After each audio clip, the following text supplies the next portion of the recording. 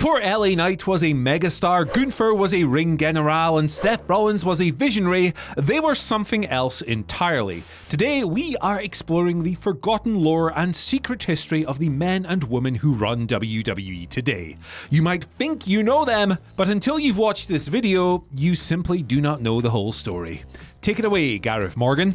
Everyone loves learning something new about their favourite wrestlers, right? And of all the wrestlers in the world right now, well, few are quite as popular or divisive as WWE's, at time of recording, current world champion, Seth frickin' Rollins. While you may think you know all there is to know about this former Shield member, there is actually a lot more to this visionary, revolutionary, you know the rest, and his past than you likely realise. So I'm Gareth, you are watching WhatCulture Wrestling, and here is WhatCulture Wrestling's newest and soon-to-be most popular series, The Forbidden Law of WWE's Seth Rollins.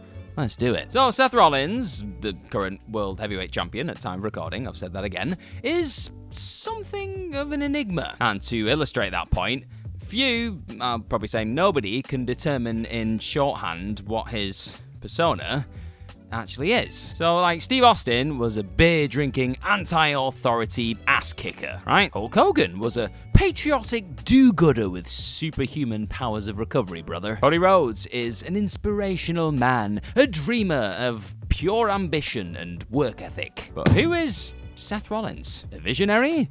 A revolutionary? What even are those? Answers in the comments, please. I'm an idiot. The man is desperate to impress and show who he is through his extravagant wardrobe, but what does like any of it actually mean? Well, this personality crisis can be traced all the way back to his pre-WWE days, you know? Before Seth Rollins was Seth Rollins, he was Tyler Black, of course, a blend of Tyler Durden and Sirius Black. Now, Seth, by his own admission, was not big on character. He simply liked Fight Club and the Harry Potter franchise and played the role of a guy who got it done in the ring, and that was it, really. Before Tyler Black was Tyler Black, he was Gix. Yeah, Gix. This was for a very, very brief time, so, like, just to illustrate that, while very likely incomplete, the cage match records for this gimmick has just 2 entries. So, yeah. So the gimmick didn't really exist, to be honest. The name was inspired by a Magic the Gathering character named Gix, and Rollins added the new metal stylization. It was because his brother liked the collectible card game and thought that the name would suit a cool wrestling character, so they went with it. Rollins, not knowing what he was doing at the time, was not actually a part meat, part machine demon. That's not who he was playing. Yeah, he just thought the name was cool, just put a bit of new metal in it and went with it. Oh yeah, and Rollins also went by Taj the Destroyer once. Yeah, he had a lot of names, our Sethy boy. And before we go any further, because I love just hearing about all the weird names that wrestlers have had in the past, I want to know right now, what do you think is the strangest pre-WWE gimmick you've ever seen from one of your favorites? Like, is it Gix from Seth or something else? Let me know in the comments. So, Seth Rollins has also haunted CM Punk throughout the latter's WWE return. Rollins despises Punk. Rollins believes that Punk left WWE in the muck, and Seth has described Punk as a cancer. Rollins plays this role, if he's even playing it at all at this point, as if he's spurned. And he might well be, you know.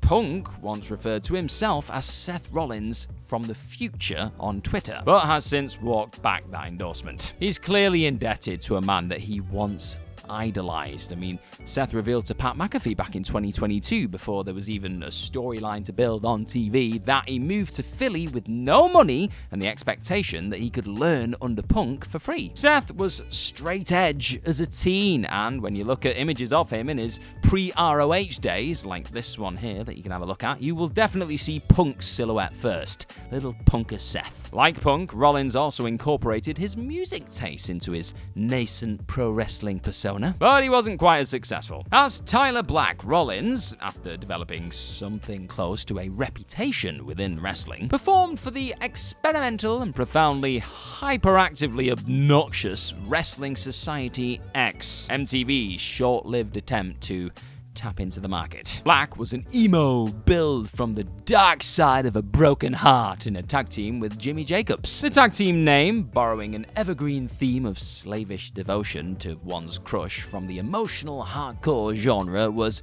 DIFH, Do It For Her. Yep. And while there was a knowing mockery to that act, Rollins still invited a bit of ridicule onto himself through his musical misadventures. CM Punk might be punk, but Tyler Black, in his early days, he was hardcore, baby. Tyler Black, when making his entrance to the ring, would perform a slam dance, which, if you didn't know, is an aggressive form of, reacting to and feeling hardcore music, which I would demonstrate for you right now, but I'd probably knock out my entire setup, so I won't. On early indie shows in the armories of the American Midwest, he windmilled his arms around and then did some kickboxing moves. Yeah. He soon dropped that from his act for a reason, and what's worse, he actually entered the ring and did not immediately blow his opponent away with creatine aggression. Nope, he just wrestled. In the same way 99% of indie guys did at that time. Stylistically, Black wasn't dissimilar to AJ Styles and the legion of wrestlers that he inspired. Look, I know I'm painting a bit of a picture here, but Tyler Black wasn't at all bad. He was actually pretty good. I mean, derivative, yes, but he didn't enter the WWE developmental system as a huge prospect for nothing. Also, just to know, every single wrestler is likely to look back on their early experiments in developing their character with blushing embarrassment. It's just the way this wrestling stuff works, and now with the internet and just people having access to our past so often than not, it's become easier to just drag things up and show a silly picture of when we just tried out pink hair for a time. I was young, I was silly. As mentioned in the intro, Seth Rollins he's a bit of a divisive wrestler. Yeah, that's fair to put it. His biggest fans think that he's the closest thing to the Shawn Michaels of old. A big bumping in-ring demon capable of stealing every single show that he's a part of. And certainly he did actually come close in 2015 when he was on blistering form. Go back and watch that guy, wow. But his critics would argue that he's just a sludgier version of Kenny Omega or a Will Ospreay type, unable to really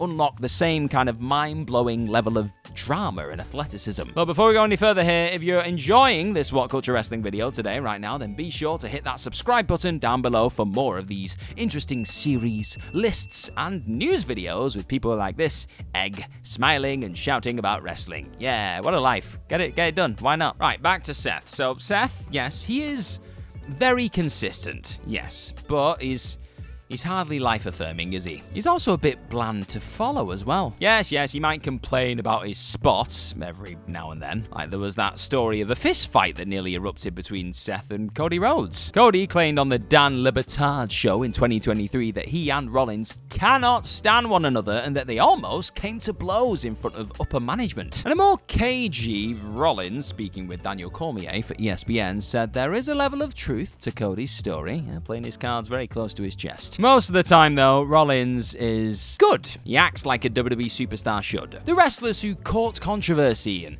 jump ship and create buzz about themselves, yeah, Rollins is not one of them. In fact, he actually shoots on people who abandon WWE or otherwise try to shake up the industry and make things a bit more interesting. It's ironic, really. A man with several outrageous wardrobes prides himself on being defiantly unfashionable. It may come as something of a surprise to hear, then, that Rollins was a key figure in one of the most controversial angles in wrestling history. Yeah, I'm not kidding. After an inspired and innovative viral marketing campaign designed to drum up interest ahead of the 161st Ring of Honor show, a new faction, first codenamed Project 161, debuted. Their name was the Age of the Fall. Led by Jimmy Jacobs, the formation of the group was legendary, presenting awestruck and disturbed ROH fans with a visual that was as grotesque as it was unforgettable. Jacobs laid out the mission statement. The Age of the Fall were a nihilistic band of misfits whom love could not save, disenfranchised by the treatment they had received from the promotion. After a ladder war between Steen Jericho and the Briscoes, the new faction tied Jay Briscoe by his feet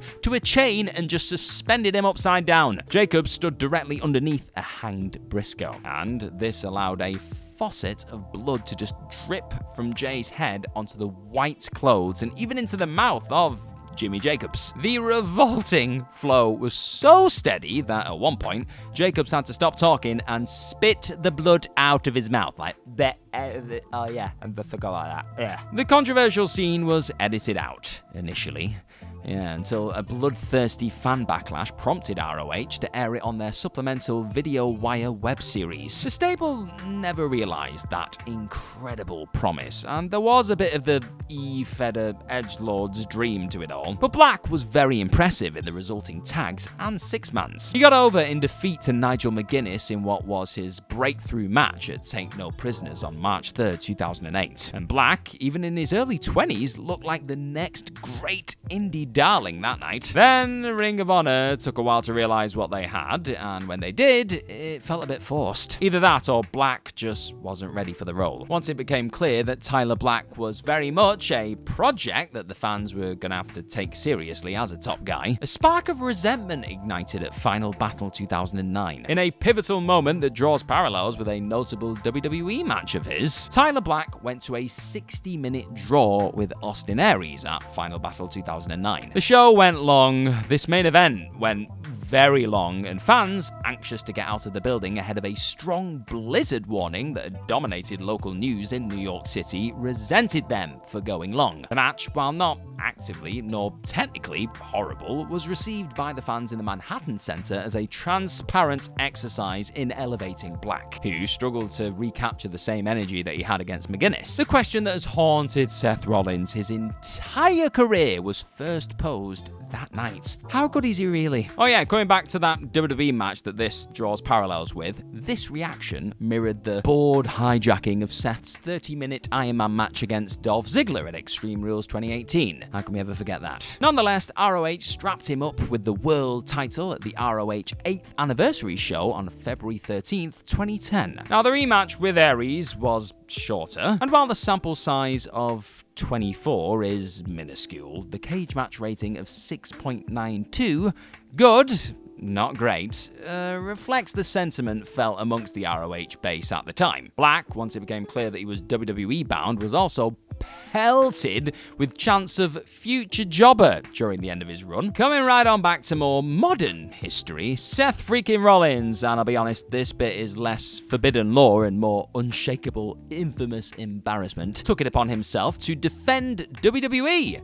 in 2019. Yep, we're going to talk about WWE in 2019, I'm sorry. So at this time, it was the closest that Seth ever got to being handed the ball, so to speak. He went over Brock Lesnar twice. The second match was actually incredibly well received at the time. Elsewhere, WWE, despite Seth's claims, was not considered the best wrestling on the planet, period.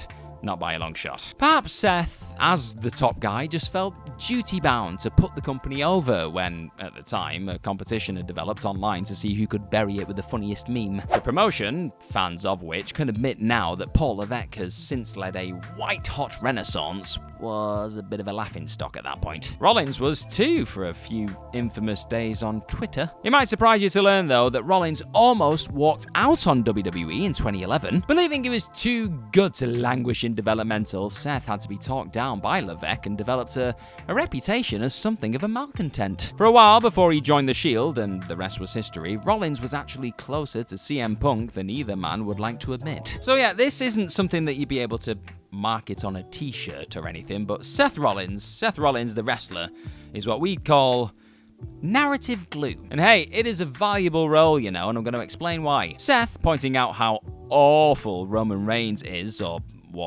a consistent reminder of the big bad's influence and importance. Seth reminding everybody of CM Punk's history is another effective narrative device, in that it further portrays Punk as a volatile, walking source of conflict from whom you can never look away. This modern WWE renaissance might not look the same without Seth, you know? And this is going to sound really cruel, but not being the top guy is his identity. He's not the final boss of the game, but defeating him allows the audience to believe that somebody like Cody Rhodes, most famously, can win the whole thing. Drew McIntyre was the top heel on Raw in 2024, and going over Seth Rollins at WrestleMania 40 did much to elevate him ahead of his career-defining rivalry with CM Punk. And Seth's insistence that he is more than that is what makes the role work.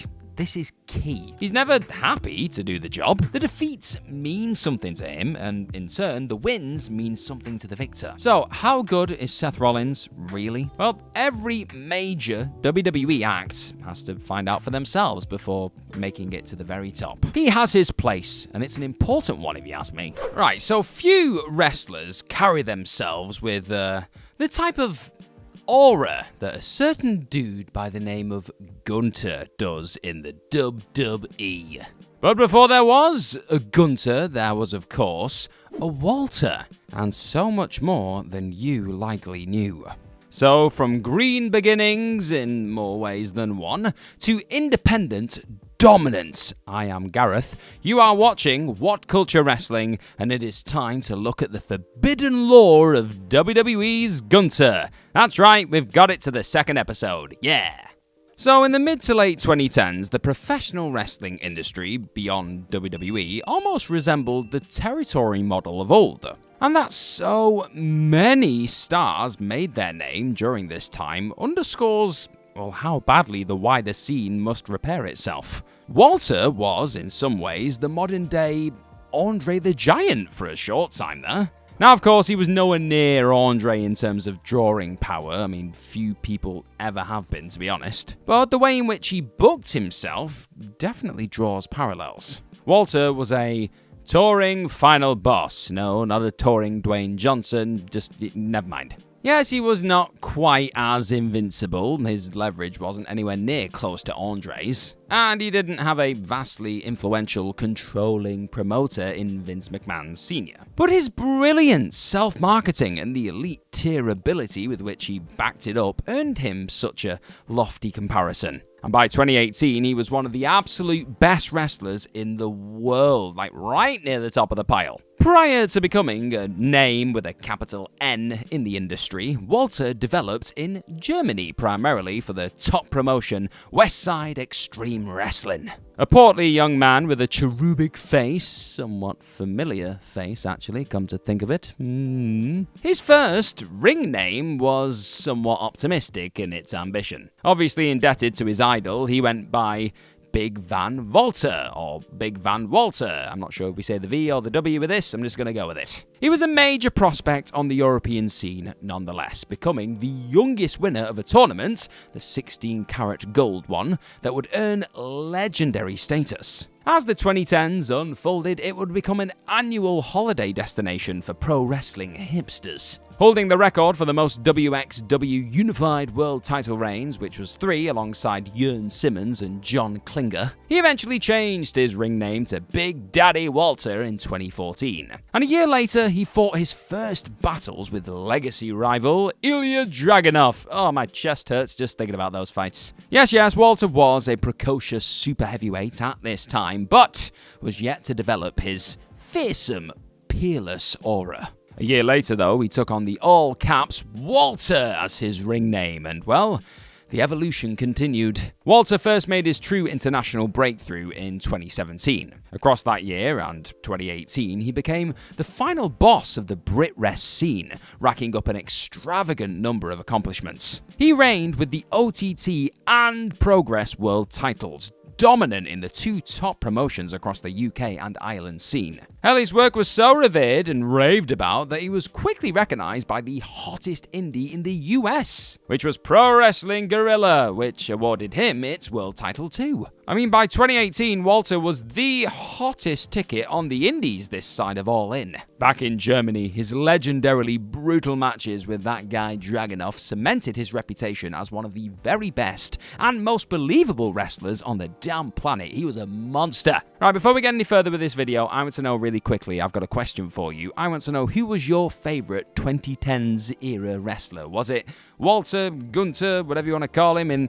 his independent era, or somebody else? Let me know in the comments down below. Walter was incredibly shrewd throughout this particular period of his career. In May 2025, as Gunther, he mocked Logan Paul like an absolute legend, smugly downplaying Logan's worth by asking him for advice on how to build his social media profile. The implication being that Paul was only good for a bit of publicity. Walter, however, was actually quite handy at that himself. Literally. Before most people had even seen a Walter match in full, they had probably seen a still image. Walter's strike of choice and the lasting, devastating effect of it often did the rounds on Twitter and Reddit. The Walter chop became legendary. The impact sounded like a shotgun. The mark he left behind, a frequent viral sensation. I mean, there's one image of Mark Davis taken in the aftermath of Progress Chapter 63 in which Mark's chest looks like it has not been struck, but rather sliced. Others capture the perfect moment when Walter's hand is buried in the wobble of what looks like a burst pectoral muscle. The most frightening of all saw legendary masochist PCO's chest blackened by the bruising. PCO's chest, and this is not hyperbolic, resembled scorched earth here. Yeah, it's not a pretty sight, and if it's up behind me now, I'm so sorry. Walter did this in his matches to portray himself as the very best, the very stiffest super heavyweight in the game. Now, he was not necessarily interested in reducing himself to a single move, but those post-match pictures were not taken by accident either. The effect on his career and aura was transformative. Walter, like his chops, became indelible. A simple strike for anybody else, in Walter's case, was one of the best wrestling moves ever and still is. Now, of course, Walter was not simply a chop merchant. He spanned them, for sure, but the very best wrestlers know when precisely to do something. The Walter chop was almost invariably thrown at the perfect time. He'd blast his opponents into a flat back bump when they had the temerity to fire back at him. He'd blow them away rapid fire when he felt threatened, cornered. He'd distribute them methodically when taking sadistic glee during a period of control. He'd throw them with less toxic force when his arsenal of power moves had deserted him down the stretch. I mean, there was a chop for every occasion. The word perfect applies to Walter generally, really. His ability, his career path, and the timing of it. By 2018, the international wrestling scene was swarming with the AJ Styles clone, the leaner, tight-clad super worker who could execute athletically exhilarating aerial moves and sustain a breathless pace across an epic, lengthy main event match. You know the ones. This specific genre of brilliance had been normalized, and in June, by Kenny Omega, perfected. Walter could not have timed his own explosion in the indie boom any better. He set himself apart. He was a giant. He was doughy in his physique, which was a feature, not a bug. Yep, he had much in the way of weight to throw around. Walter was a very different wrestler to most. I mean, the closest thing to peak Samoa Joe, albeit with a very different sort of presence. He wasn't cool or animalistic like Joe, but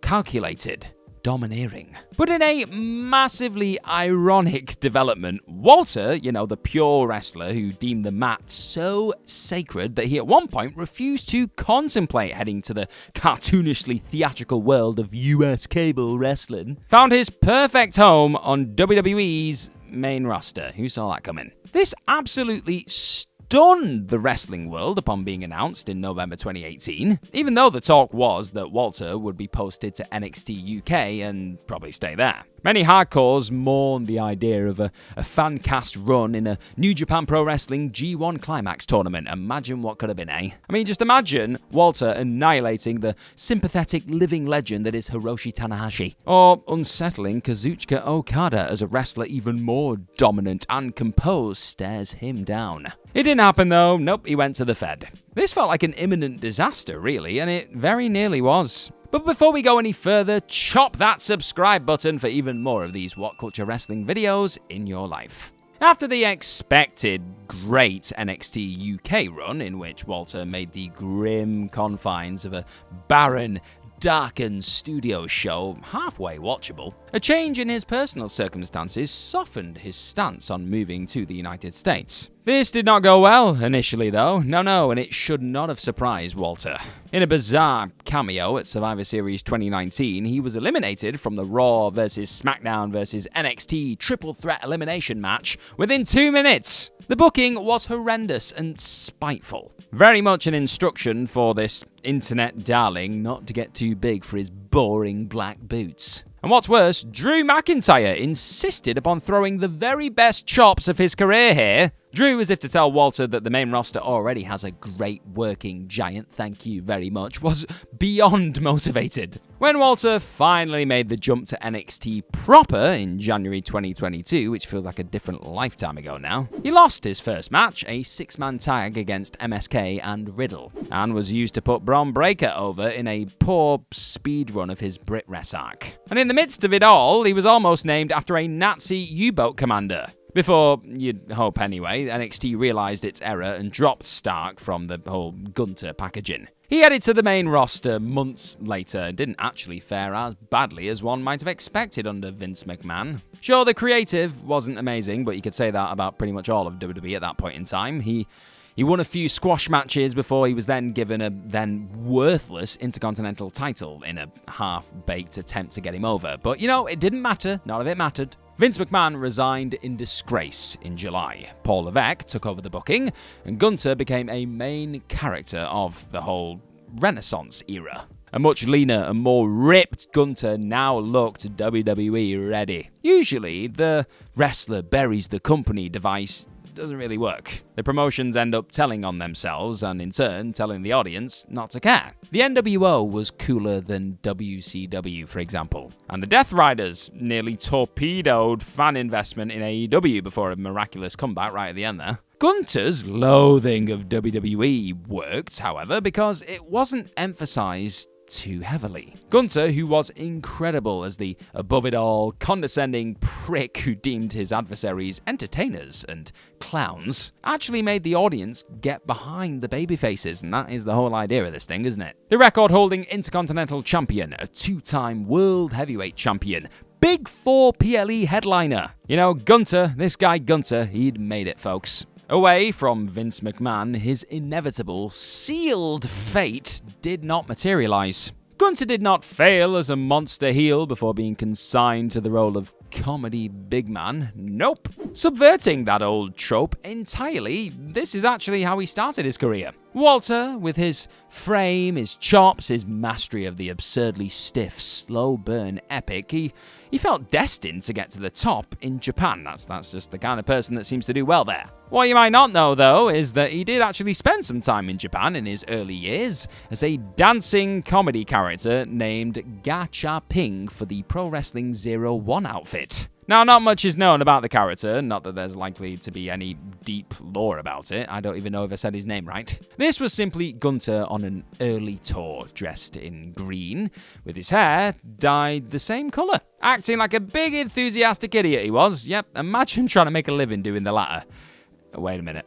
He was just a kid, and the same kid who looked charmingly bashful under the wing of Colt Cabana years and years ago. Later on, Walter was also a guy who came out to rock music just because he liked it. Before Timothy Thatcher urged him to enter the ring to divorce Shaq and accentuate his distinctive essence. I hope I said that name right. Probably didn't. I'm not good at this. Everything is a gimmick, a con in the pro wrestling game, folks. CM Punk is the establishment now, happy to be in WWE when he built his entire brand as a renegade disruptor. Steve Austin enjoys a glass of wine as much as he does a can of beer, Give me a Malbec, Malbec. Gunther wears two expressions on his face, a stoic determination and a gloating smile. When he deviates from his traditional black trunks, he only ever adopts a colour scheme that looks classy. The elegant burgundy reserved for the technical specialist, a deep, stylish blue. He wears his hair with a timeless sweep.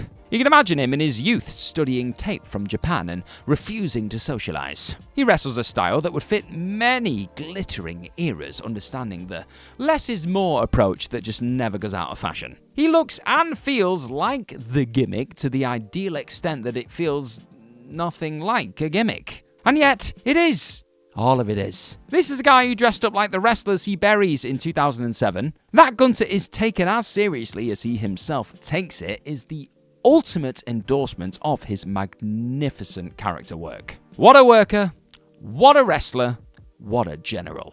Ladies and gentlemen, it's time for the latest episode in our new, soon-to-be legendary series. And we're about to dive into the compelling past of one of wrestling's most adored, gifted, and Juiciest Souls, baby. We are looking at the forbidden lore, that's the title of the series if you didn't know already, of the artist formerly known as El Generico, possibly. Or as you may know him best, WWE's Sami Zayn. So I'm Gareth, this is WhatCulture Wrestling, and without further ado, let's do this thing.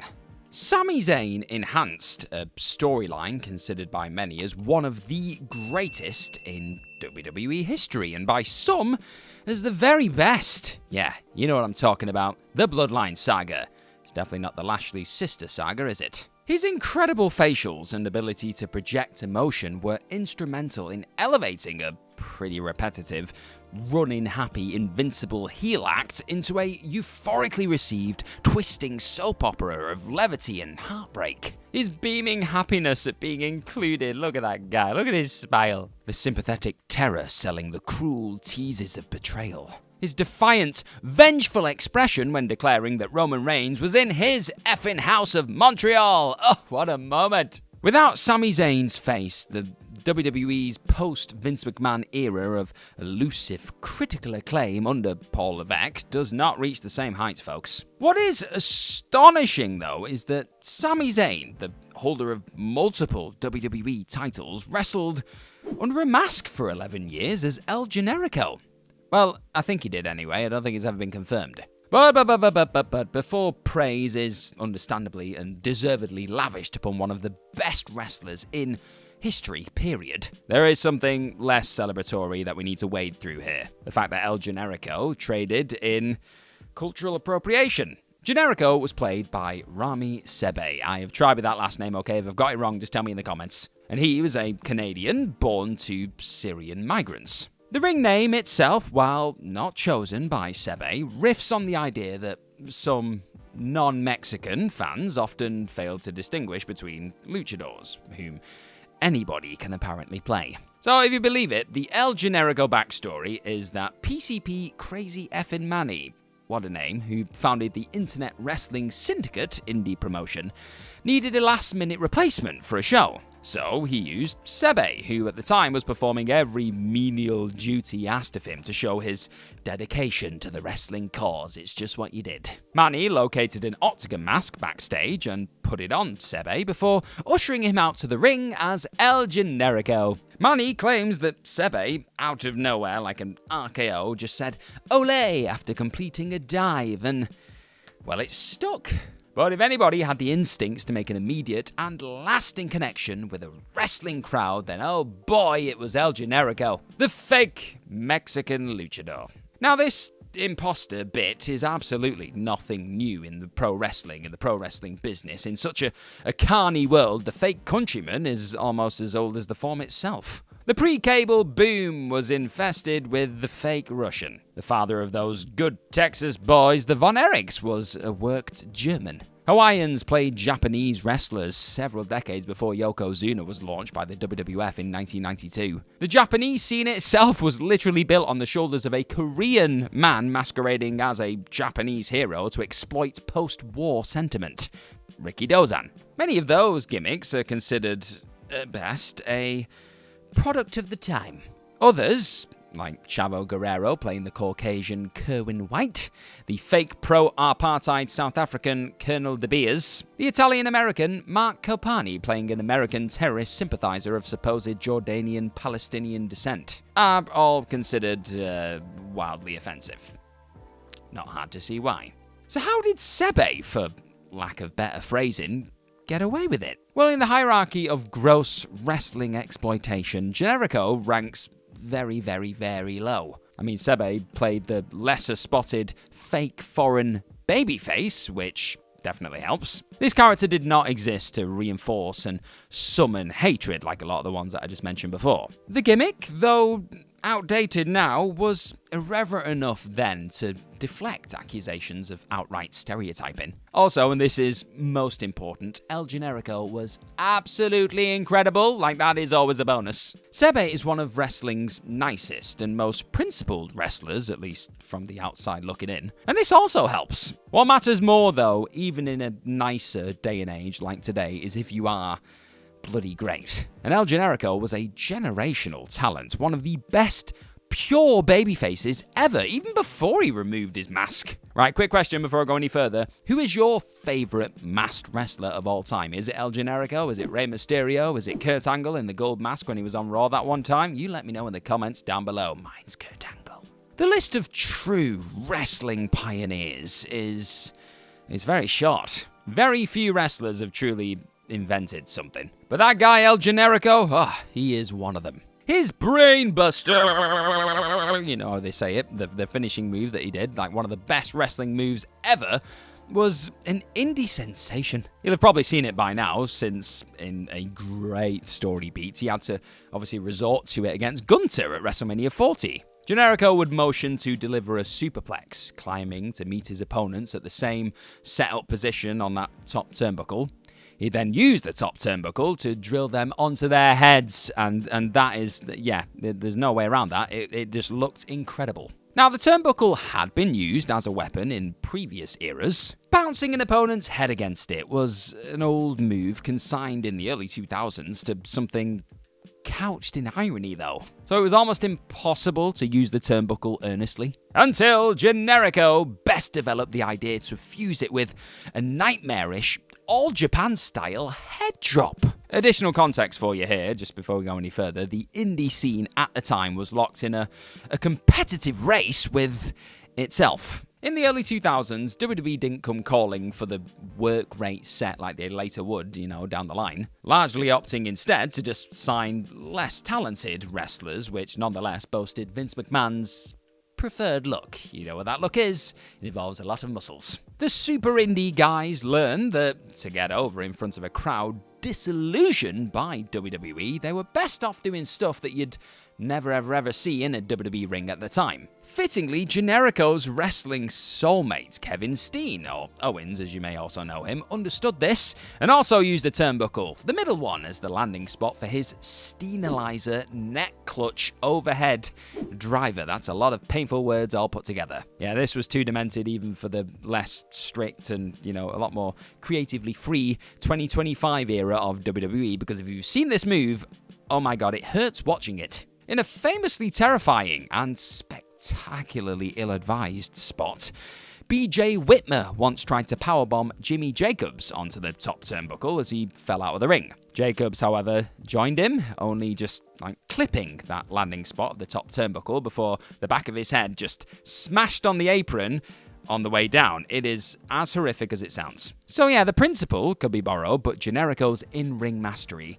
could not. All the boys wanted to prove that they could get the coolest stuff in, but Generico, hands down, won that competition. There are no questions about it. Before we go any further, if you are enjoying this What Culture Wrestling video today, looking at the forbidden lore of one of the all-time greats, then hit that subscribe button down below for even more of these type of videos, lists, and series. We got all the good stuff. It's just a button click away.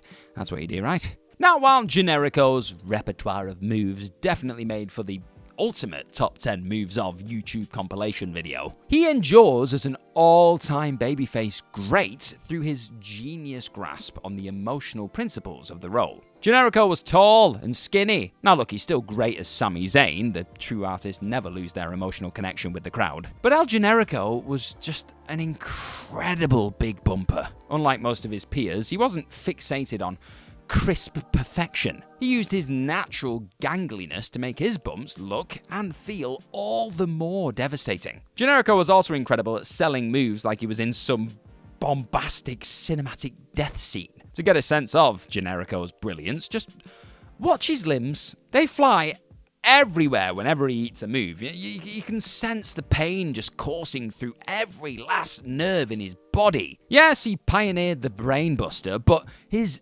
deep arm drag was as beautifully simple as Ricky Steamboat's, in the sense that he reached into it with every single thing that he had. He just put it all in the arm. Beyond the physical dimension of his work, Generico, who of course was a fake luchador, nonetheless shared the gift, the skill to emote behind the mask. The exhaustion, the fire, the ability to convey enduring spirit. Generico was a wrestler whose face you could not see, but whose heart was never in question. You could see it from the second that bell rang. His sense of pacing was immaculate too. The way he'd registered the sprint into his haluva kick finish, drawing a hopeful gasp from the crowd, was brilliant. You could also reduce his wrestling trajectory to this. He was a coast-to-coast US indie sensation after escaping Canada and before finding stardom as a future WWE Hall of Famer. And this is, well, it's mostly correct, to be honest.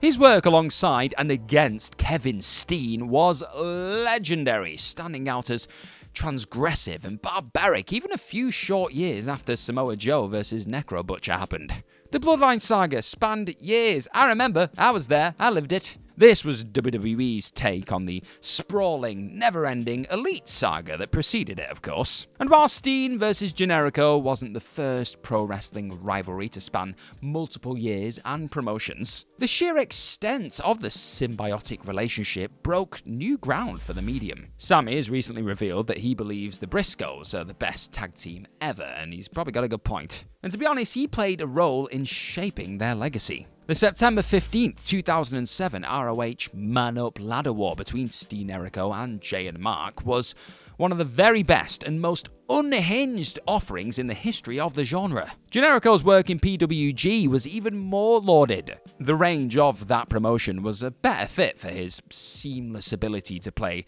Never Say Die and endearingly silly. He could just do it all. There's more to it than that, however. Generico does not receive enough credit for his work in Japan. That's possibly because he never really stayed there long enough to become synonymous with the scene, like Kenny Omega, for example. Or because he didn't, like AJ Styles, embark on a memorable top guy run for the biggest promotion in the country, New Japan Pro Wrestling. Generico did some spots for Dragon Gate in the mid-2000s, but it was in DDT where he wrestled some of the most underrated matches ever. Generico's DDT output in 2012 was so good that it led Kota Ibushi to describe him as the best worker in the whole world. His opinion was shared by Golden Lover's teammate Kenny Omega, who once said that Generico's creativity and mind for pro wrestling was so strong that it made him more passionate about the medium. Kenny Omega. Generico drove him to think more deeply about his craft. He wanted to compete with him to become better. So yeah, thanks for that, Generico. You probably gave us a cleaner. The Ibushi versus Generico series is worth watching today if you've not already, or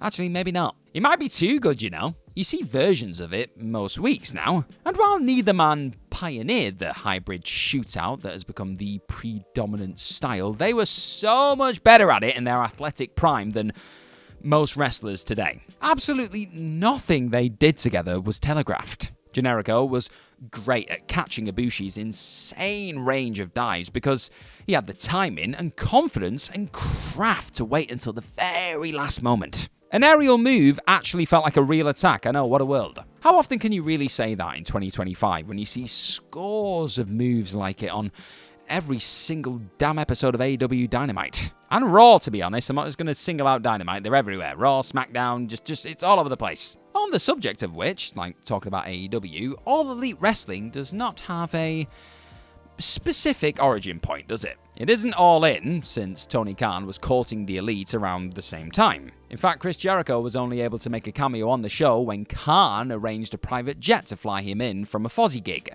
So when did AEW first become something approaching a reality? Well, it's a very long story, which you can read about in depth when you pick up a copy of Becoming All Elite, The Rise of AEW, the short but powerful history of All Elite Wrestling by Michael Sidgwick, who is the author of the article that this video is based on. He's a very talented man. Go and read his book. But you could argue that that very long story does not get penned without El Generico. Beyond the obvious, Sami Zayn was one of the wrestlers who drove opposition to the rigid, limiting WWE style. El Generico mentored the Bucks in the art of selling merchandise. This was Matt and Nick Jackson's gimmick, practically, when they were taking over the wrestling world. They became so good at it that the revenue generated from t-shirts allowed them to resist overtures from WWE and maintain their personas as disruptors who did not need the system to become stars. The Bucks, timid in the early 2010s, watched on as Generico performed in character during the intermission of PWG shows. Barking broken English at the punters, he'd practically forced them into buying his t-shirts. When Generico revealed his earnings to the books, stressing the importance of the entrepreneurial game, he,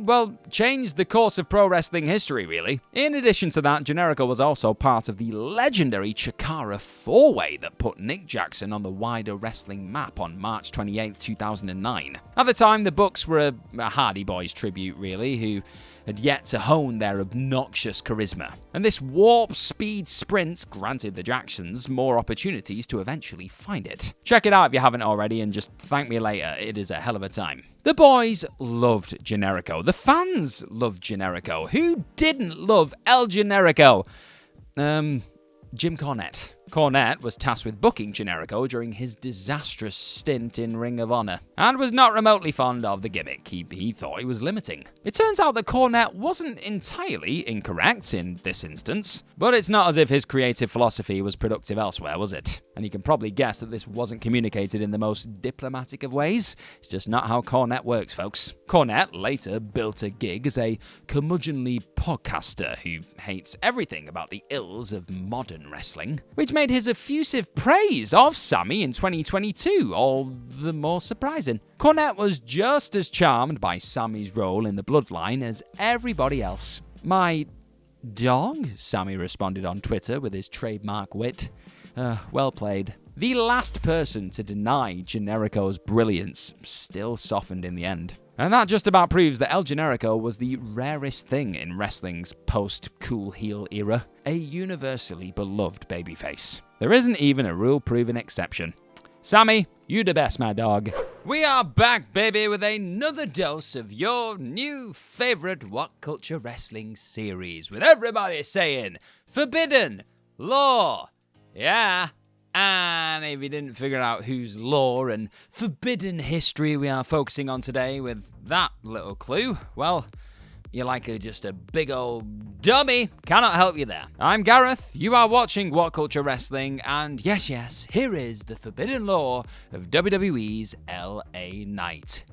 Yeah, right, if you were a fan of WWE's Attitude Era growing up, then you likely shared the following experience. Steve Austin was your favorite wrestler. You spent your school days digging your friends in the stomach, just praying that they'd lower their heads just enough so that you could hit them with a stone cold stunner. The WWF was cool and you loved almost every damn thing about it. But Austin was the guy whose t-shirt that you begged your mum and dad to buy you.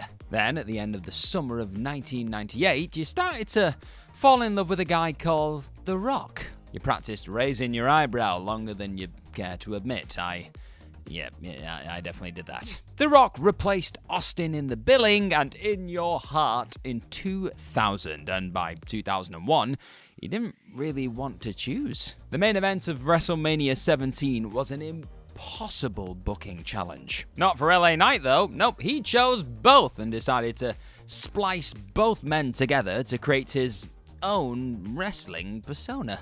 Well, that was always the accusation anyway. Knight, given his influences, was never really gonna fit in the likes of Ring of Honor and Pro Wrestling Guerrilla, was he? He fell wildly in love with wrestling, American style, just the way you remember it, at the age of 3. He instead bounced around the less glamorous indies stateside before WWE took a look at him. In an interesting trivia note, Knight actually went by the ring name of Deuce in the Heartland Wrestling Association, and WWE would quickly use the same moniker when presenting a 50s greaser tag team a couple of years later. Yep, we all remember Deuce and Domino, don't we?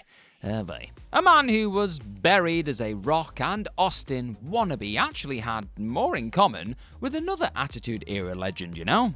That man is The Undertaker. For 3 years, under his real name of Shawn Ricker, Knight was actually managed by none other than William Paul Bearer Moody in Championship Wrestling from Hollywood. Yep, that is right. What a weird world the wrestling world is, eh? In May 2013, though, Knight realized his dream. He got signed to WWE, hooray! And he then went through the developmental name generator, which spat out the moniker of, wait for it, Slate Randall. Just rolls off the tongue, doesn't it? Early in his career, though, Knight actually went by the name of, Dick Rick. Yep, good start. And many locker rooms who first encountered the man would deemed that an apt name by Knight's own admission. If you have a cocky, line-stepping friend that you thought was a bit of an a-hole at first, and let's be honest, most of us do, well, that was actually Knight. Knight's time in NXT was abrupt and barely even remembered. Back in 2021, Knight ruminated on his first WWE stint in an interview with Busted Open Radio. He said that he carries himself in real life the same way he does on TV.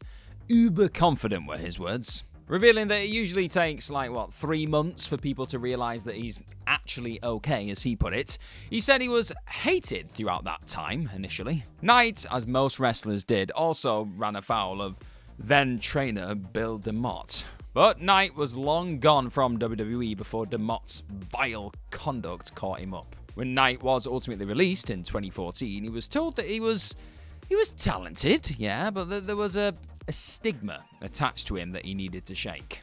For a long time there, LA Knight presented as a delusional case. Yeah, you know the type, the aspiring performer whose talent was more like some cruel curse. They have just enough about them to convince promoters and themselves that they can make it, but nowhere near enough to justify their skyscraper ego, threatening to banish them to the laughingstock realm. And nobody wants to be there, not a fun place. Knight was incredible at doing an impression of somebody with genuine star power, might be the best way of putting it. Now clearly he could talk, that's just what he does, and with an especially pleasing COD 80s baritone. And clearly he could charm a crowd. Clearly he was funny. He was in rippling physical condition too. I mean, look at that guy, shredded like the beef. So why did he scan as a bit of a punchline? Well, the wrestlers he patterned himself after didn't help him. The cries of "who does this guy think he is" followed him everywhere. What also did not help Knight was that he very much wasn't one of the absolute best wrestlers in the world. But before we go any further, I've got a quick question, just on that line of thought. Who do you think is the best wrestler in the world right now, this second, as you are watching this video? Let me know in the comments below. I cannot wait to see your answers. I'm sure it's going to be fun. Now back to this video. Yeah, LA Knight was only ever perfunctory in the ring. He wasn't the best in the world. It's just not what he did. Nothing that he did particularly stood out. He wasn't exciting. He couldn't brawl like a maniac. And his matches didn't really elicit much in the way of emotion. LA Knight basically wrestled like and was plagued by the unearned ego of Alex Riley. No offense to Alex Riley, it's just the truth. He was the cocky contestant on the reality wrestling TV show, you know? Like the guy you thought was brought in as a future star, but it turns out is the panto villain just brought in to get ridiculed. Oh, yes, he is. Nope, we're not doing this. By 2019, as the rebranded Eli Drake, Knight had been working for Impact Wrestling for 4 years. He got over. His Namer of Dummies routine was excellent patter that harnessed his entertaining a-hole persona brilliantly. But by 2017, that didn't really mean much, even if he captured the world title. He had a talk show! Yay! The worst company that you had lost all faith in did talk shows. Yay. Why did Impact even need to exist at this point? The company's reputation and name value had plummeted. By virtue of working there, he felt adrift. Ring of Honor was drawing better houses for the big shows, and a Japanese promotion had become number 2 in the States at the time. What's more, in 2019, the banger match was in vogue, remember? AEW was in part launched on the idea and promise of superior match quality to WWE. New Japan Pro Wrestling broke into the US on that same basis. Many hardcore fans preferred NXT to the main roster because the matches were better. But Knight was a sports entertainer throwback of sorts when that role was at its least fashionable. It was also a time when, for better or worse, a public figure had to be careful about what they said. Eli Drake was very critical of intergender wrestling that year, a controversial subject about which the most sensible thing to say is, well, to say nothing. No good can come of it. In an interview with 411 Mania, Drake revealed that he was not a fan of the subgenre after declining to wrestle Tessa Blanchard, who he still endorsed as a talent in her own right. He said that intergender wrestling stretches suspension of disbelief and prefers his wrestling with a sense of realism. He opined that he also didn't like it when Rey Mysterio, a legend in the business, in a certain sense, as he put it, wrestled the Big Show. Yeah, was not a fan of that. Right. Beyond wading into the intergender debate, anything that could even be construed as a backhanded compliment to company royalty and a future Hall of Fame inductee was unlikely to endear him to WWE. Or allow him a way back in? Yep, that was probably not the best move in the world. Drake was also critical of his booking in an interview with the Wrestling Perspective podcast on April 2nd. "I've kind of been written into oblivion this past year," he sighed. In the exact sort of comments that invited ridicule, he also said, "If you look at The Rock, Steve Austin, and Triple H, those guys weren't always in the title picture necessarily, but they were within reach. I feel like if you watched this show between last April and this past December, you'd have no idea I was the world champion the year before." Yeah, Drake was fired by Impact over the controversy on April 7th, 2019. Yikes. This was the month of New Japan Pro Wrestling's Madison Square Garden debut and the zenith of work rate era NXT, which promoted the legendary TakeOver New York event. What a show that was. The wrestling world was also awaiting the debut of AEW in May. Dave Meltzer reported that WWE had expressed interest in Drake when his Impact contract was expiring in June 2018, but never made him an offer. No offer was forthcoming in April 2019 either, which was a bit damning. At the time, WWE was on a major recruitment drive and was mostly unwilling to accept release requests in a new era of competition. A passable wrestler whose charisma felt a bit ripped off, who might be considered a public relations liability by the major leagues? Yeah, Drake felt doomed to hit the MLW loop. Hey, but if you like that kind of stuff, I'm not going to judge you. He was in his mid-30s too. It really did feel like he had little promise to realize. Then NWA Power happened. But before we dive into that chapter of this night's story, hit that subscribe button down below if you haven't already, because you're going to get even more fantastic WhatCulture videos just like this on your screen all the time. Now back to this video. Power! It was pretty damn remarkable that Billy Corgan's rebooted outfit was able to develop a following and enter the news and review cycle parallel to the launch of AEW Dynamite. But then NWA Power did actually boast the one thing that AEW omitted far too often over the first few months: promos. Unscripted, characterful, down-the-lens fire was the new NWA's unique selling point. And Drake was magnificent, competing with Eddie Kingston and Ricky Starks as the best guy on the mic. In his best work, a jubilant and very possibly intoxicated Drake misspoke and said that he wore the shoes of a champion. If you know, you know. He corrected himself with a self-deprecating laugh before proceeding with his tidal wave of yes. The man seemed like he'd be absolutely incredible at telling stories with a beer and a captivated audience in the palm of his hand. His matches were never going to trouble any end-of-the-year lists and charts, but in a few short years, that wouldn't really be an issue. If Drake was a punchline in certain circles, he either didn't know or it didn't really bother him.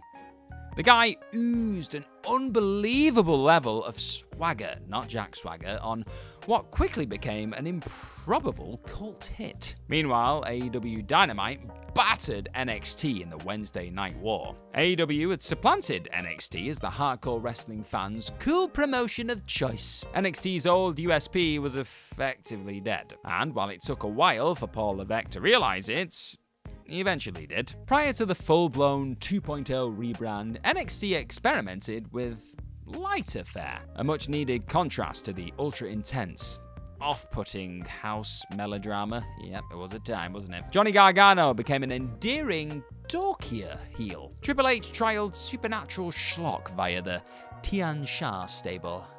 Remember that? I do. I was doing ups and downs at the time. Dark times. Dark times.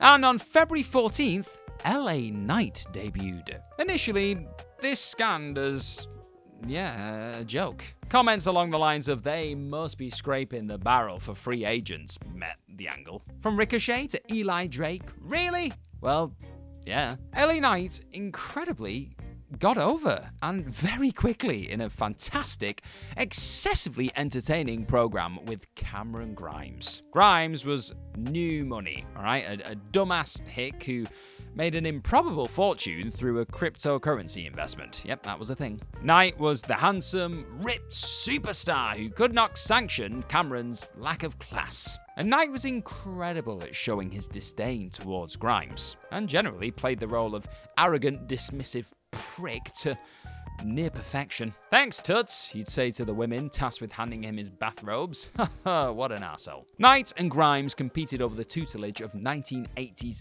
legend Million Dollar Man Ted DiBiase across a series of priceless skits. Knight felt main roster ready here, even born for it.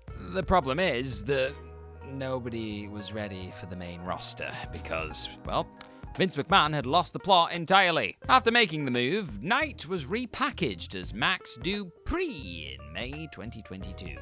A talent agent who represented Massey and Mansoir, the maximum male models. This was actually a decent bit of prelim heel comedy, to be honest, and all three were comedically gifted, and it was silly in a very specifically weird kind of way. But as ever, its potential was never realized, because that's just not what happened back then. Dupree's bit was that he'd lean in a bit too close and creepy to Adam Pearce, and nobody could ever enunciate his name correctly. It was Dupree. Combined with the fashion component, this was essentially everything that Fandango had done. Remember that? And you recall how much Vince cared about him? It was not looking good. And then Vince resigned in disgrace. And then the great pro wrestling match became normalized and even boring somehow. And then, under Paul Levesque, WWE got red hot, capturing an audience that cared far more about stories, characters, and catchphrases. Suddenly, Attitude Era devotee LA Knight was fashionable. Just like that. You know the rest of the story, since Knight himself has done a fantastic job of writing it. LA Knight never gave up on his dreams, even though a lot of snarky wrestling fans crapped all over them for a very, very long time. Is there actually something to the most trite motivational quote there is? Well, from the sounds of it, yeah. I am back, baby, and this time the Morgan has come around with arguably our best episode yet of your new favorite series. That's right, the Forbidden Lore files stuff. Stories. Yeah, that. So yeah, if you couldn't tell from what I just said there, today we'll be taking a closer look at one of the biggest stars in all of wrestling. An Irish icon, a fire-haired living legend, and someone whose life is one hell of a tale to tell. That is right, I am Gareth Nobelts, and this is WhatCulture Wrestling's The Forbidden Lore of WWE's Becky Lynch. In late 2018, Becky Lynch caught fire in WWE as the man. The fans chose her over Charlotte Flair in the summer because Becky was her antithesis. She had an attitude, she was mouthy, she was hard done by the booking, and she could project this struggle and fury in the ring as well, which always helps. While WWE attempted to cast her as a heel, the fans very quickly realized that there was a magnificent babyface breaking out right in front of them. And to WWE's credit, and they deservedly received very little at the time, they pivoted swiftly by their standards. I mean, there was that weird promo after SummerSlam there, but yeah, they got their heads around it in the end. The machine got behind Becky Lynch, and Becky Lynch used this promotional muscle as intended, developing a nigh-on invincible strain of confidence. What many people didn't realize, though, is that this was her improbable second chance, and she was not gonna blow it. Back when wrestlers actually bothered with Twitter, you know, remember that thing, Twitter, Becky drove the discourse. In the last few months of 2018, she was absolutely incredible. She just dominated the platform. Some chancers who fancy themselves witty tried to glom onto her numbers and cash, but people like Corey Graves got ethered in response, and, well, he learned his lesson the hard way. Becky's wit was such that she also achieved the rarest of 21st century feats. She made it seem as if her tension with Ronda Rousey was actually real. And it may well have been, actually, thinking about it. But the key difference is that the interactions teemed with such animosity that you half expected a shoot response every time they shared a TV screen. Also, Becky made Ronda just look like an absolute child on Twitter. It was something else. Ronda was the perfect victim for Becky's caustic Irish banter. Yeah, Ronda took herself very seriously, didn't she? She was also entirely humorless, highly sensitive, and her very odd, verbose comebacks, unhinged rantings about millennials, like stuff like that, were the sort of thing that Becky could, cut to the quick. In one tweet, Becky asked Ronda, "Want some avocado toast? Make you feel better?" And this was... it was fantastic. There's no way around it. It was. Parents will use as few words as possible when communicating with their young kids.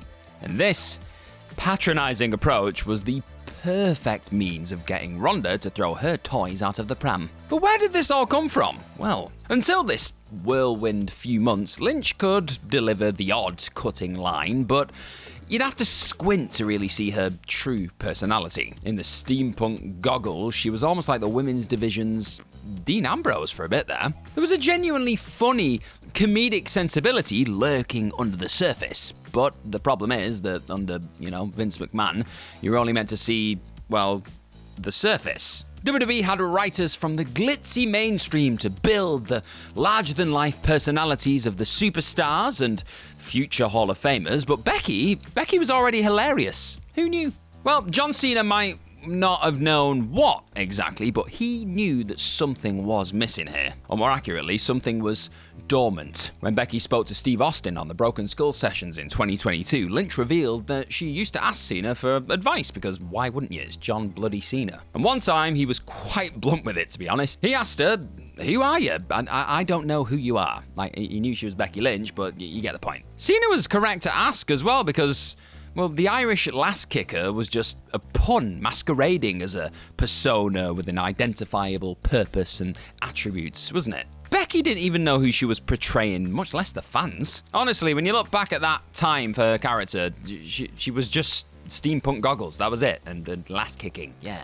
Cena didn't know that Becky was a legitimately funny person with a savage brand of charisma that she just needed to harness or rediscover to connect with fans. But one of the most committed subsets of hardcore wrestling fans, they knew. While WWE was still in its ruthless aggression era, Becky Lynch, miles and miles away from it, performed under her real name of Rebecca Knox. Rebecca Knox was a pro wrestling prodigy at a time when the overwhelming majority of fans wouldn't have known. By her own admission, an unconventional kid, is how she puts it. A whim to get fit led her at just 15 years old to a training school operated by none other than Fergal Devitt. That's right, Finn Balor. Becky downplays how good she was at the time. She stresses, as she did in her autobiography and the Chronicle WWE Network special thing, that she was hopeless when she first started. She was not very good. "I was god-awful, most uncoordinated, couldn't pick up a damn thing," she said. Like virtually every greenhorn, she also couldn't pick a good ring name either. Chimera was Knox's almost immediately abandoned first effort. Chimera, not a clue, doesn't sound great. Becky will usually talk around her potential and early progress, but only as far as, I was doing well. How modest. Throughout this time, Knox crossed paths with and often outclassed a range of names that you might not have expected. In one March 2006 match, the lineup of which reads like something a randomly generated booking bot account on X would throw out, Knox teamed with Sid Silem and Gerv Sira, who you might well remember as WWE's Sunil Singh, to defeat El Phantasmo, Kyle O'Reilly, and Nikki Matthews, or Nicole Matthews, whatever you like. In those early days, Knox also shared a ring with Lisa Ivory Moretti, Natty Natalia Neidhart, and bona fide Japanese legends like Aja Kong and Gran Hamada, with whom she teamed on a 2005 tour of Japan with IWGP. Knox was a very detail-oriented technical wrestler with the rare ability to hypnotize fans with honest-to-goodness mat work. She was crafty and enjoyed luring her opponents into traps. Not like a bear trap or anything, but you get the point. In other words, Becky Lynch laid the foundations for her exceptional match with Bianca Belair at WrestleMania 38 and its heart-pounding opening sequence 16 years before that damn bell rang. She was planting the seeds and they grew into that wonderful thing, that wonderful match. Nox was catching fire, for whatever that was worth, as a women's wrestler for Shimmer in 2006. Before we go any further though, I want you to pop in your favourite Becky Lynch match of all time in the comments. Is it that Becky Lynch versus Bianca Belair one at WrestleMania 38? Is it a different one? Let me know down below. Right, back to this video we go. Shimmer founders and bookers Dave Prazak and Allison Danger had booked Nox against Daisy Hayes, another versatile mat virtuoso who could credibly kick the piss out of her opponents, in an hour-long Iron Man match scheduled for the Volume 7 show. Now, it would be hyperbole to state that this would have propelled Nox into the wider public consciousness. Yeah, don't forget, WWE was at least 7 years away from treating women's wrestling as something that might actually, I don't know, draw some money one day. And we're actually beaten to the punch stateside by, of all people, Vince Russo. Weird times. But in an era in which the great US wrestling match was still enough of a novelty to launch physical media businesses like Ring of Honor. But who knows, this bold attempt at a statement match might have at least sparked an actual elusive conversation beyond the raves that she drew on the lesser read message boards. Nox and Daisy shared a telepathic chemistry. Danger, in reality, was no divvy knacker. Nox said it first, okay, not me, I don't even know what it means. Danger knew how great Rebecca Nox could be. Rebecca Nox didn't. Nox retired in 2006, aged just 19. She cited an injury at the time, which was cranial nerve damage. At least to herself. But revealed the truth sometime later. She said she was making minimal money, just $50 a weekend, and had to fend for herself. She started to fret over the fear of failure, and then, as her head started whirring, success. She said she was depressed, confused, and lost, and when she got hurt, I kinda used that as an excuse to kinda step away, were her words. Right, before we go any further, a quick reminder that you need to hit that subscribe button right down below for even more of these fantastic, incredible WhatCulture videos in your life. Yep, it's just what you gotta do. You gotta do it now. Leg drop it if you need to. Do it. And right back to the video we go. So, according to Cage Match, Nox worked a one-shot in 2008, but aside from that, she worked her last match as an aspiring full-time wrestler before her injury on September 23rd, 2006. And in that match, she dropped the Queens of Chaos title to Sweet Saraya. Yep, that's right, Paige/Saraya's mother. This mental health revelation scanned as baffling to those who'd followed Nox in her early years, underscoring that it can happen to anybody, really. Nox wrestled and talked with such a cocky swagger back then that you'd never have known that there wasn't actually a women's wrestling scene of note for her to take over. She radiated star power. It was just innate to her. You can see it in just about every one of her early promos. She is just, you can't take your eyes off her. Nox was the sort of heel who was always just seconds away from turning babyface. She was so charming and charismatic, not entirely unlike people like Ric Flair or The Rock, only more self-aware. As good as she was technically, and as vicious as she was with her throw, Nox got the showbiz element as strongly as the fundamentals.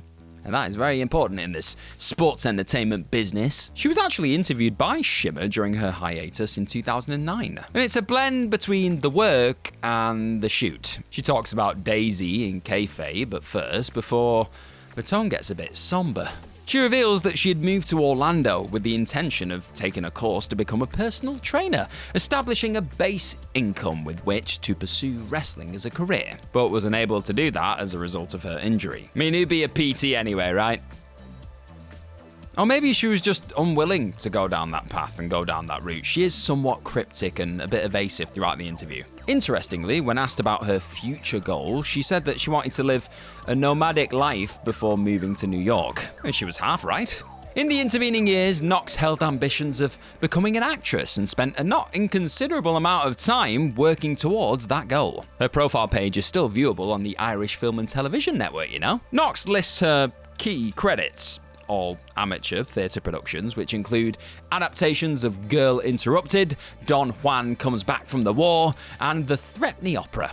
Knox had the credentials. I mean, she graduated from the Dublin Institute of Technology with a BA in acting, which is a degree that I also have. And Knox supplemented her learning at Columbia College, Chicago, but it was just not her destiny. She also worked as a flight attendant for Aer Lingus to support her low-paying dreams, but I'm sure you've already heard of that one already and seen the picture of her on the plane. It's probably near my head now. To the hardcore women's wrestling fans, and there weren't really many of them at all in the 2000s, Rebecca Knox's long absence was felt as badly as, well, CM Punk's. And in a neat parallel, she was gone for the same length of time as Punk. Knox's vanishing no doubt enhanced her reputation, just like a certain Phil. Not our Phil at WhatCulture, no, because if he vanishes, we're screwed. In wrestling, with its lack of an off-season, sometimes the best way of getting over, or just turning babyface, is to go away for a while. This was especially true in the case of Rebecca Knox. But she proved that her legend was real in her breakthrough WWE match. As ever though, there was an embarrassment to endure first. When Becky did return to pro wrestling, she did so as part of Triple H's nascent NXT. NXT was meant to be the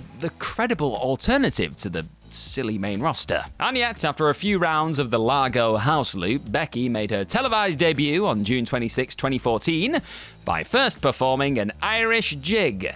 WWE also stressed that she was another cliche, the fighting Irish, when Becky put her jukes up as part of her appeal to the crowd. Her attire was never, ever going to be anything other than emerald green, and as you'd expect, Becky was mortified by this idea and her performance of it. But in an early hint that she was just undeniable, Becky was actually, well, very likeable in a dorky sort of way. Becky truly announced herself in a head-turning technical stunner opposite Sasha Banks at TakeOver Unstoppable on May 20th, 2015. Who knew that the women could go this hard and with this level of mechanical sophistication? The Shimmer fandom. That's who. Okay, it is time for another edition of your new favourite WhatCulture Wrestling series, my friends. And this time we are cutting into the forbidden lore of a certain Scottish warrior / legendary Twitter hater / chosen one whose rise to the tippy top of the industry, along with being one full of twists and turns, exposed a rather awkward truth about WWE. So I am Gareth, this is WhatCulture Wrestling, and here is the forbidden lore of WWE's Drew McIntyre.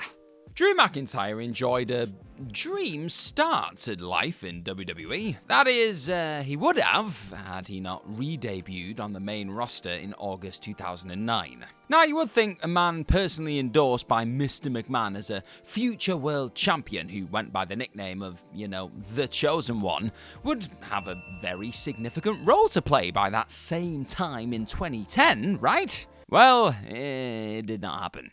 After a promising early run in which he became the Intercontinental Champion and was booked to torment the endearing SmackDown General Manager Teddy Long, book him in a tag match against The Undertaker, dammit. He was partnered with fellow mid-card also-ran Cody Rhodes to give him something to do. I wonder whatever happened to that guy. Drew had won 2 titles in under a year. He and Cody captured the WWE Tag Team titles. But this was a time when WWE thought that the belt would make the man, and as we know, that's not always the case. The increasingly meaningless straps were wrapped around any old promising developmental prospect in an attempt to fool the audience that WWE could still make stars. Then, when they invariably failed to make stars of those wrestlers, they were quickly and mercilessly relegated. Drew's baffling Wikipedia and cage match pages read like a series of disjointed answers to impossible trivia questions, really. It's a grim and yet somehow accurate reflection of the half-hearted,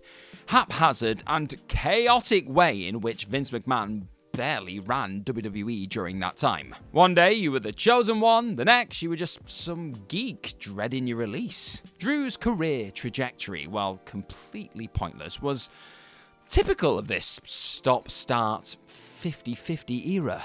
Across April and May 2011, he was trading wins with Chris Masters on SmackDown and Superstars. Generic in-house matches with absolutely no meaning at all. McIntyre was doomed, and a year later, he had joined music-themed comedy jobber outfit 3MB. It was often said that WWE got more wrestlers over by accident than design as the 2000s morphed into the 2010s. The company was both impressively incompetent and deliberately hostile all at once. They could not and would not create new stars. No way, damn it.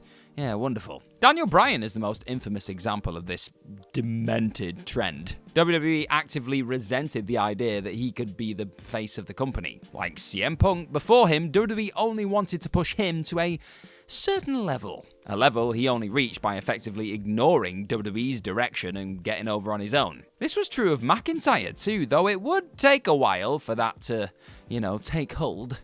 He invented his Claymore finish by accident, not design. When the 3MB member was clad in his 1980s-style rockstar leather trousers, he attempted a big boot, and the trousers were so tight that he had to kick up his other leg just to get him off the ground. Sensing that there was, probably something to it, he developed both the flying aspect and crowd interaction element over the subsequent years. It was a cool move, yes, but his rock and roll fantasy camp gimmick lacked the obnoxious charm of even WCW's 3-count stable. Remember them? Nope, if you don't, well, here's an image on screen. You are not getting that out of your brain anytime soon. Drew's problem is that he also did not resemble nor work like the popular internet darling of the day. WWE fans got behind Daniel Bryan and CM Punk, and to a lesser extent even Dolph Ziggler, because in a time before work rate inflation, they offered a refreshing, exhilarating contrast to the methodical,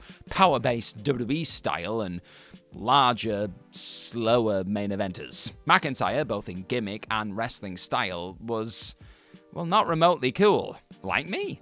In the ring, he was good. Not great. Not that he received many opportunities to prove people wrong, though. He was neither nothing nor something. Tall, but not really imposing. Not slow, but not tremendously exciting either. He sensed this too when he was inevitably released from his WWE contract on June 12, 2014. He set about transforming himself physically. The process would take time. When he debuted for TNA Wrestling in February 2015, he didn't look like a man reborn. He was a typical ex-WWE guy in that he looked bigger in a different ring, but only relatively. He was still pale and lacking in definition, but things were happening already. As Drew Galloway, the rebuild almost happened in plain sight. The problem that faced him in WWE was a familiar foe on the independent scene. Now, he was cooler than he was, almost by default, but he wasn't the man generating the most buzz beyond WWE, like CM Punk in 2005 or Bryan Danielson a year later. Who was more interesting in 2016, okay? An earnestly improved Drew McIntyre, or Kenny Omega? The Kenny Omega that was the warp speed big match genius who had the retro cool 80s bad guy look. Yeah, it's a bit of an easy one, that, isn't it? All right, before we get any further into this video, I've got a quick question for you that I want your answer in the comments below. What is your favorite Drew McIntyre moment from his time away from WWE? As quiet as this transformation was, it was equally astute. As the aforementioned Omega and the Young Bucks embarked on grandiose experiments to change the wrestling world, with some fans mocking the conflicted melodrama and cutesy snark of it all, Drew Galloway, realizing where he ultimately belonged, fine-tuned his act to WWE's exact specifications. He knew what he couldn't do. He instead focused with an incredible level of motivation on adding literal and figurative muscle to what he could do. Drew presented himself as a manly, blunt force in an era of stylistic flamboyance. He stood out as a result. He was not the guy to set about wrestling the match of the year or anything like that. He just wanted to chop, punch, and recklessly throw those guys all around the ring. And this was literally the case in a killer match against Will Ospreay at WCPW Exit Wounds on March 6, 2017. If you haven't watched it already, go and do yourself a favor. In the 2 years between his Impact Wrestling debut and this match, the transformation was all but complete. Drew resembled a completely different person here. Perhaps bloke is the better word here, a completely different bloke. It might not seem like much, but Drew's decision to grow his body hair in was also very clever. In WWE, he looked like a handsome, clean-cut man who happened to come from Scotland. On the rejuvenated Brit Rest scene, he looked like a Scotsman, a hairy, grizzled, big hulking bastard that you could picture in the roughest pub or even on some mythical battlefield. Probably wielding an axe or something, or even a sword. Yeah, He was also twice the size, it looked like. He looked incredible, massive enough to walk back into a top spot in WWE, but also more badass and rugged than the dreaded company prototype. And Galloway's choice of music was simple to a knuckle-headed extent. Where the sting of an entrance theme is a